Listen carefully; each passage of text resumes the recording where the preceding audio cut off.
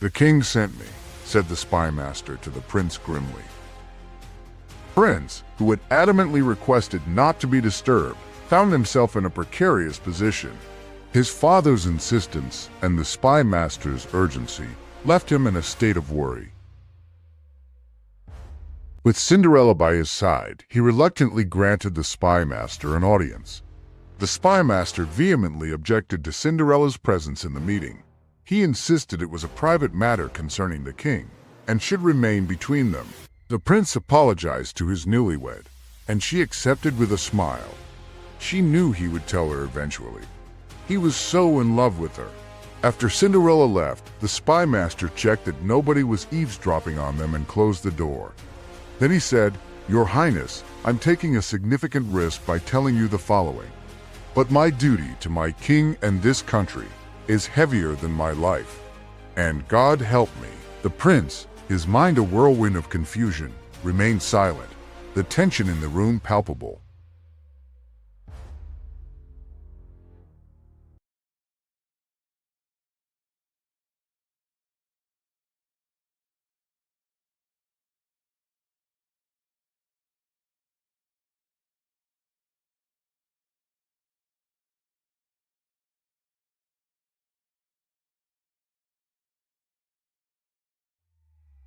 "Your Highness, a man in love is often blind. He is blind to the simple facts. But there is something amiss with Cinderella. I urge you to reconsider your marriage to her." The prince frowned, and then a dangerous look showed on his face. The spy master continued, "Your Highness, considering her story, it doesn't make any sense. One day, an unknown gorgeous woman appears in an expensive cart with expensive clothes and glass court shoes at your party, and she claims she was abused by her stepmother and sister and made to work the house, and they took all her belongings. If so, how did she come to wear such attire? Do you believe a fairy gave it to her?" Though nobody worked in her house, the four women lived in a big house and a luxurious lifestyle. Upon investigation, her father disappeared years ago, and no other caregiver took care of them.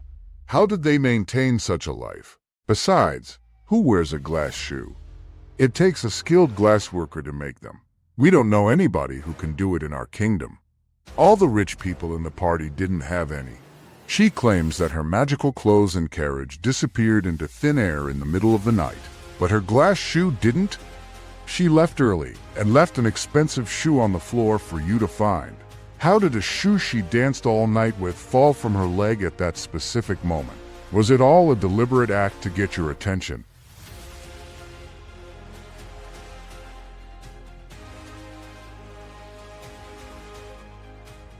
The prince listened, but the words seemed not to sink in. The spy master said, "Your Highness, I suspect that this is a sophisticated plot to infiltrate the royal family. I urge you to reconsider this affair and let us investigate more."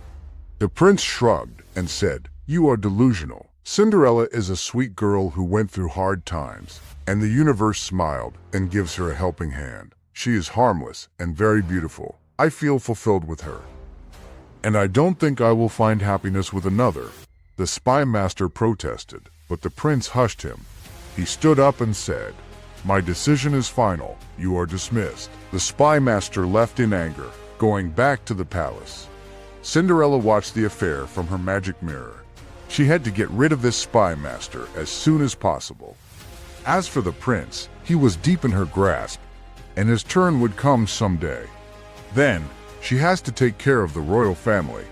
She looked at the mirror and said, "Mirror, who is the most beautiful of all?" The mirror said, "You princess." She smiled and put the mirror away. She had to prepare a love potion for the prince and report to her masters. The end. This is a warning story, for you may know a Cinderella. Always question people's motives. What do you think? Share your thoughts in the comment section below. Subscribe for more. Yours the counselor, SFT Grams.